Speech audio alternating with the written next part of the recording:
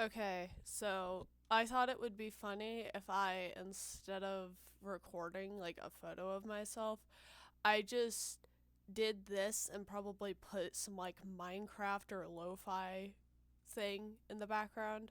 Anyways, hi, it is I, Rowan. Um, I'm doing this as a project for my contemporary media class. I was technically supposed to make this into a vlog, but I'm just gonna pray this is good enough because I realized that my camera is broken and I refuse to do this in a public setting. So, I'm gonna open my Google Doc because I have the people I need to credit for this video on it, and I'm a good person, unlike CAMILA, and I will credit people. This is, if you couldn't tell by the title, this is a rant about glitchtale and how terrible and how stupid and how smelly it is. Anyway, where is it? Where is it? Where is this? By the way, everyone else was saying, like, no hate. I mean this hatefully. I'm a hater. Okay, definitely Bored Orange and Steamline Workshop. Amazing creators. Actually inspired me to make this. They said no hate. I'm a separate person. I don't condone you to hate, but I'm gonna hate because I hate people like this. Anyways, to explain what Undertale is, in case you've never heard of it, it's a role playing game. You play as a character named Frisk who falls into the underground from Mount Evet. The monsters you encounter here all have their own stories, personalities, and so forth. Undertale is a game with two major endings, pacifist and genocide. The easiest route to go about is genocide, where you kill every monster, like it is in history, genocide, ethnic wiping, whatever. But pacifist is where you spare every monster, and we see in this ending that every monster is deserving of forgiveness. They all have their own flaws, and everything else. And despite being named monsters, they're not evil, heartless beast. Notice how I said every monster is deserving of forgiveness? That goes for humans. Glitchtale, specifically CAMILA, grabs this topic, spits on it, does fecal matter crushing into the concept of Undertale, pours gasoline on it, puts it in a trash bin, throws like freaking potassium chloride on it, then lights it aflame. There's so much wrong with this universe. So I'm making a project on it, as I said, because I need to ramble about this because I'm gonna explode. I'm gonna explode. Okay. This is where I look at the script and I read very specific parts about it and then go off into rants forever. There's not going to be chapters in this. We die together, okay? Okay, dear viewer. So, I'm going to try my dang hardest to explain this series because I'm a good person who wants to try to give you an explanation. Keyword try, because I genuinely don't know how to begin with how terrible and putrid this AU is. The plot holes, the poor animation, tracing, soul traits, monster magic, everything is stupid and insane. If you have ever roleplayed in your damn life, even if it's on Roblox, you know what a Mary Sue is, and by God, does Camille make it the best example I can ever give to what a Mary Sue is. I'm calm. February 28th, 2016, CAMILA drops the very famous 17 million viewed animation called Megalomaniac, which is the first episode of Glitchtale. Megalomaniac takes place in the genocide route of Undertale in Judgment Hall, which is Sans's big got you bro moment in Undertale. So Frisk confronts Sans and prepares to kill him with the item named Real Knife. During the fight, we see Chara's in Frisk's body, which is actually canon. I do want to preference this. They share a body in canon. We see this when Frisk looks in the mirror, looks in the water. We see Chara's reflection. Chara is in the body, canonically. But you see here, this is where it strays so far from canon that sorry. Kara is somehow, some way, keeping Frisk from resetting, which is not canon if you couldn't tell by my visceral reaction as I tried to explain this. Also, I want to point out, I'm not even a part of the Undertale community anymore. This still ticks me off. It grinds my gears, as some say. Anyway, flash forward maybe like, I think in the animation it's like 3 to 5 minutes later. Frisk somehow just jumps out of the body and takes a hit for Sans Undertale that he probably could have dodged if you've played Undertale. Ooh, shots fired. Anyway, Frisk takes the hit, and you want to know, because I really wanted to know this, like, how does this work? How does that work?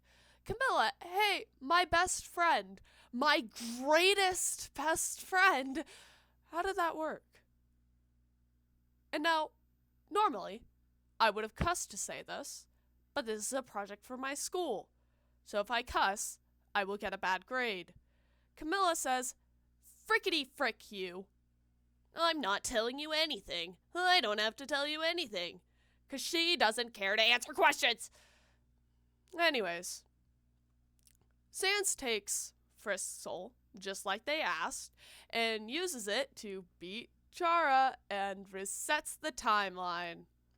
This leads to the name Glitch from glitchtale, because this causes countless glitch timelines, which also leads to Betty Nor. Stupid bubblegum. Stupid neon radioactive. Which I'm going to have to make an entire segment, like, of this, just dedicated to how much I hate this character design. Guys, I do want a preference part of this is just acting, because I've never posted a video before. And I just realized none of you know me in person, so that's kind of awkward. Anyway,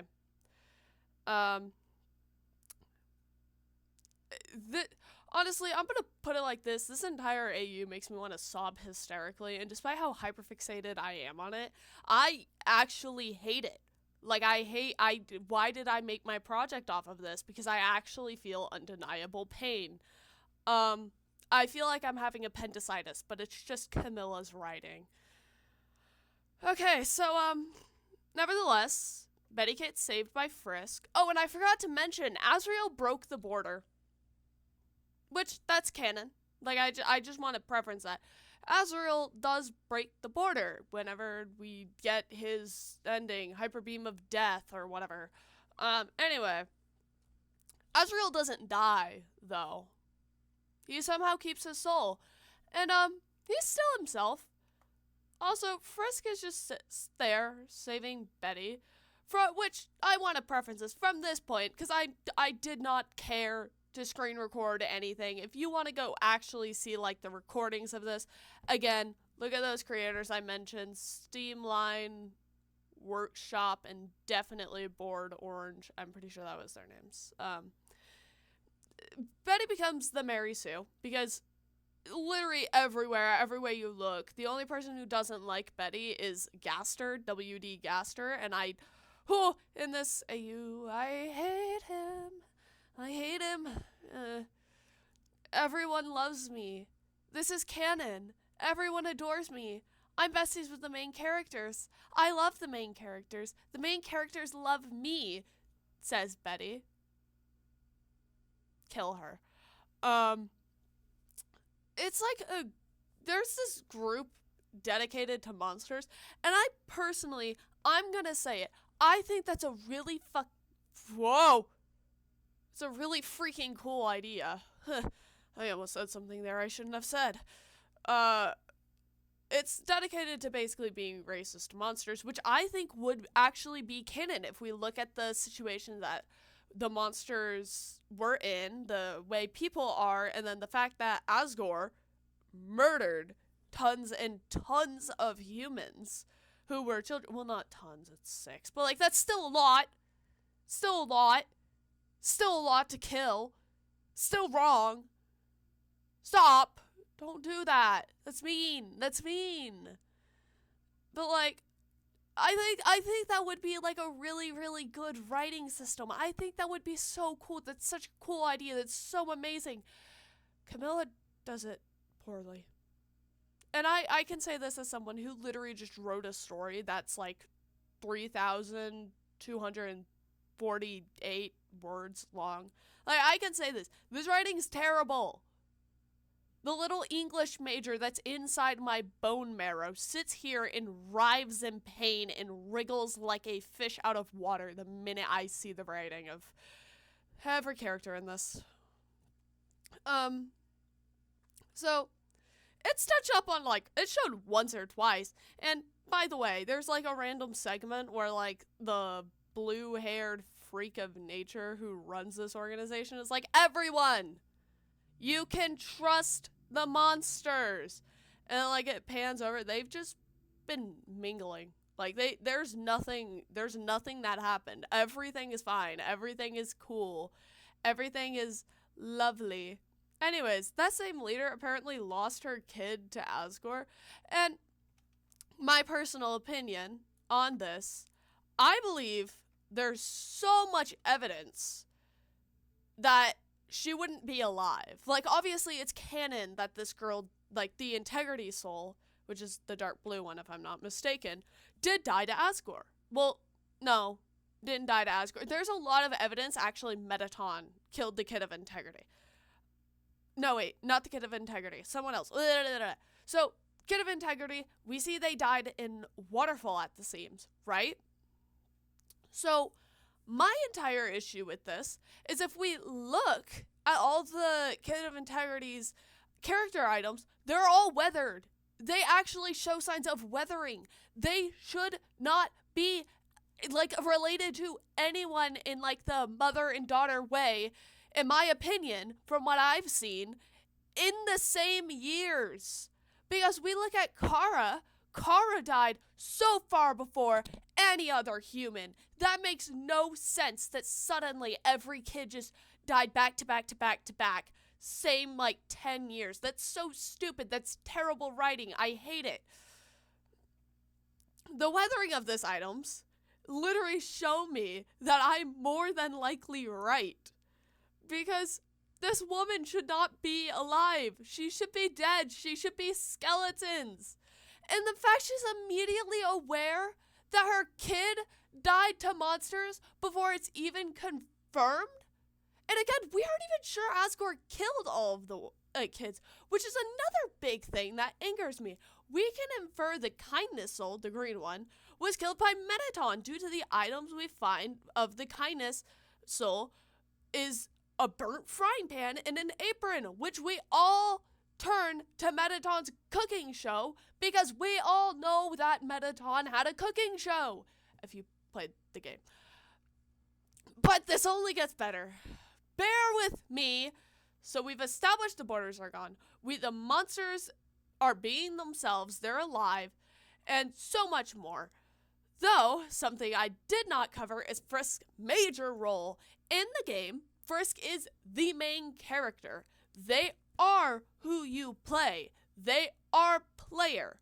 They are Frisk.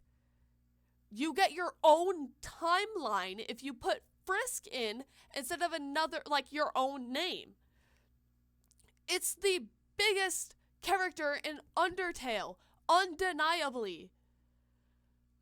We all know this. We all know how important it is, since they can free the monsters or literally destroy everything and delete the world with another being's help, who just tells you to do it and can force your hand. That's how strong Frisk is.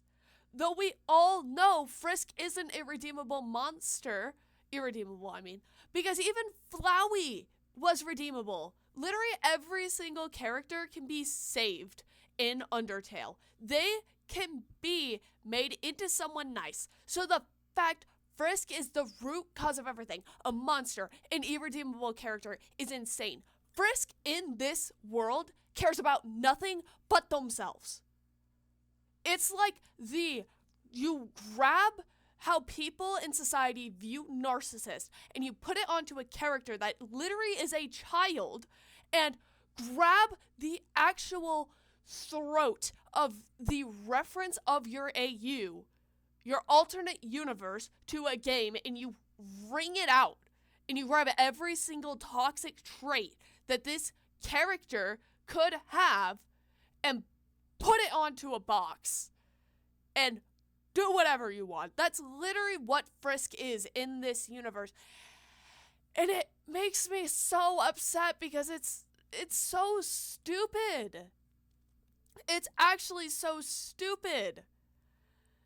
The fact that has to be said is wild. The entire plot focus of Undertale is, the pacifist route is the harder way to go. It is so hard. You have to deal with every monster attacking you for actually no reason besides blindly listening to this furry freak of nature who likes tea, and then having low health the entire game. You have a maximum of 20 health every single fight you're in, including the Flowey fight, including Azrael's fight, including in Azrael's fight where you had to deal with Sans and his attacks.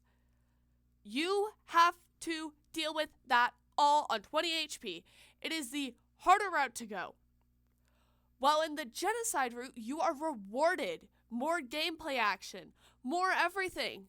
Though the pacifist route shows sometimes the harder options are the better option, that forgiveness is key, and all this other stappy stuff.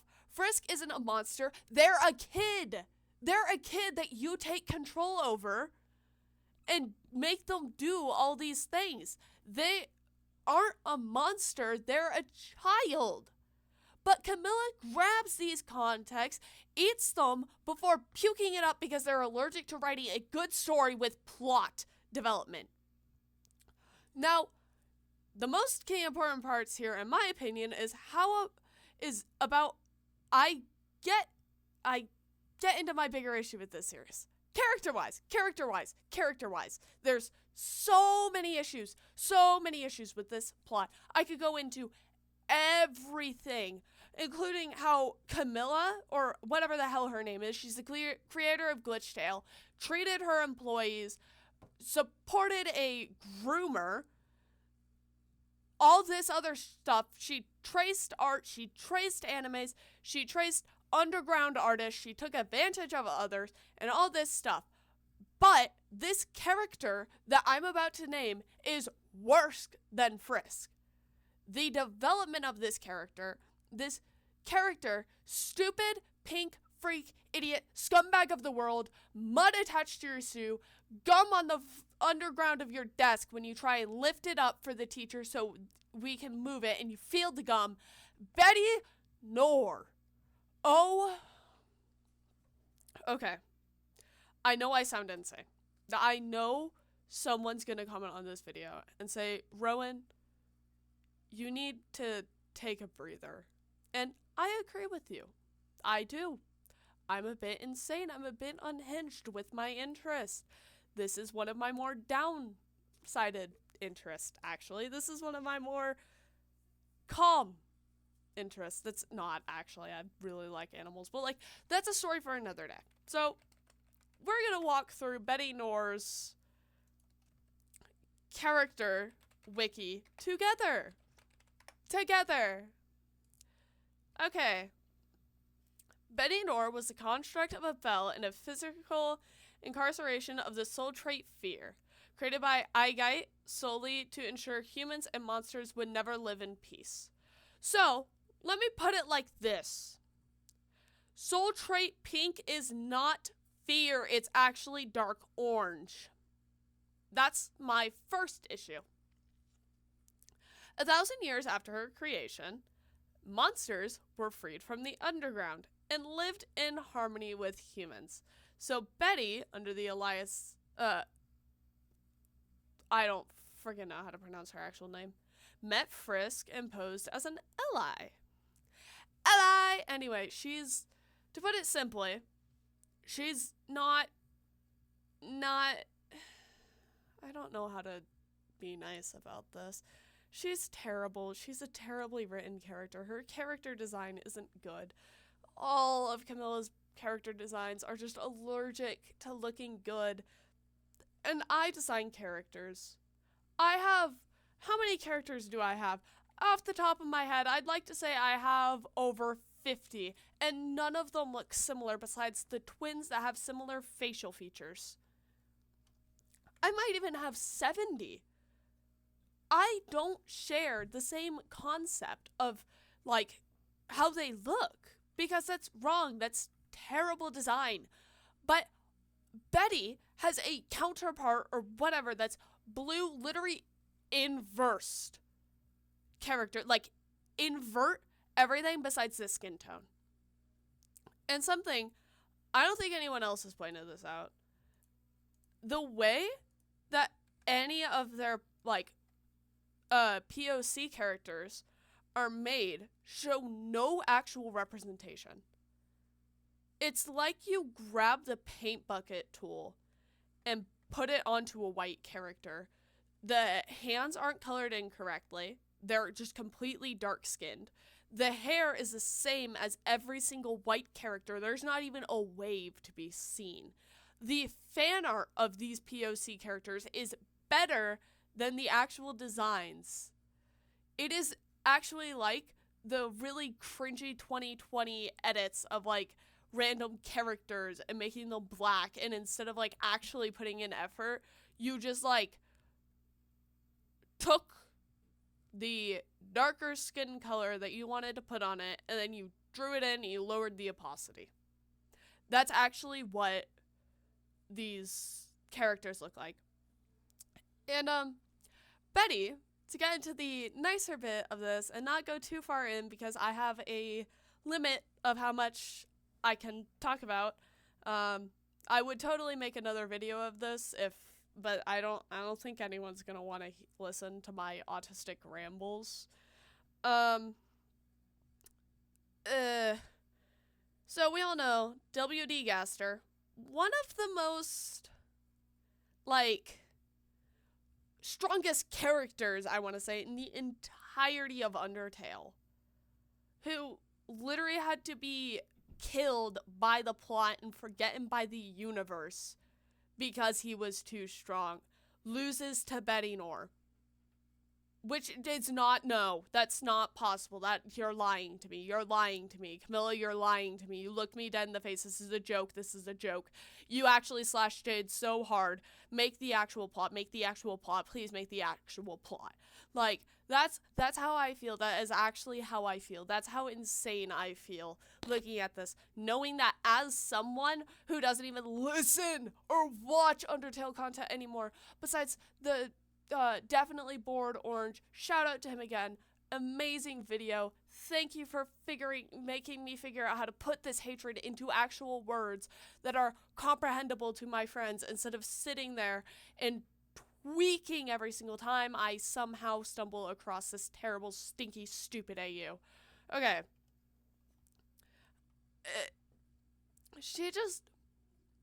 She's not a character that I can actually see being, like,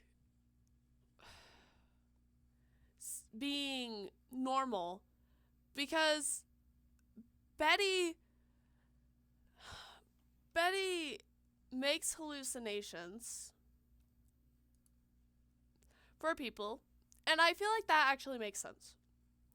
But it's random, it's not well thought out, it's as bad as the backgrounds, actually. It's as bad as the backgrounds, I want to say. It's just, oh my god, I'm gonna pause this so I can think of what I'm gonna say. I'm gonna have to figure out how to edit these together. I need to figure out how to get my words out. I fricked it up, man. Anyway, my autism, dude. So, I can't handle it. We're gonna dive into Betty Nor's, general powers. hallucination manipulation, which, as I said, makes a lot of sense considering she's fear. Memory viewing. She's capable of viewing memories of others, being able to look into their past, which also makes sense. She should be able to do that so she can make people more scared. Pyrokinesis. If you don't know what that means, it means controlling fire. That makes no sense. Admittedly, she can't create her own fire, but like still stupid. And then retophobia, whatever. It's her special attack, one of 8 billion, that can create like an inverted shockwave, and like everything under this inverted area will become under her control. It doesn't have a cooldown, like at all. It just takes a lot of magic on her part. But soul fusion, fission, or fusion, which are not interchangeable.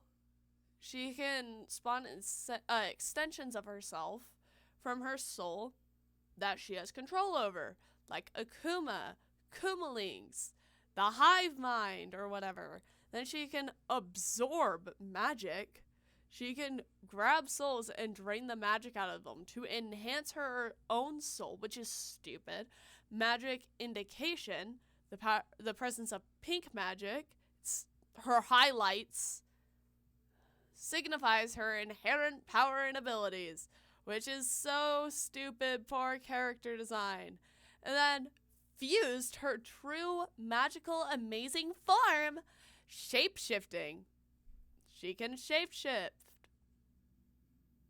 She can shift it into different lengths, weapons. She could extend spiked tentacles from her fingertips, use claws, shield herself, arm-mounted blades. Like, she could make a gun, is what I'm saying. She could make a damn gun if she really wanted to, and probably shoot teeth out of it at this point. CAMILA, there's your new story idea for, like, season 3 or whatever. Her extended fear magic and magical energy manipulation also comes from this fused form, where she can extend her power of fear, like, further. She can summon her scythe, at will. Wow, she wasn't overpowered enough. A dark magenta's shield that can block bullets. Great. A bow. Blades on her arms or something like that. Like, so many. Almost all of her projectiles she makes are just explosive, which Girl Boss Slay Queen, unless it's Betty, because I hate her, she can create like explosive shockwaves and all this other stuff. Like, I just want you guys to know, terrible character, terrible design, that I can't continue on forever because I fear I have a project that has a really, really big time limit and I'm about to go over it. So, if you guys want me to make a much more organized ramble while I'm on my ADHD meds, I can do that. I'm super good at keeping in track of everything I'm saying. Please believe me. Anyways, Rowan out. Thanks for watching. Check out definitely Bored Orange and then Steamline Workshops. Yeah. Thank you. Bye!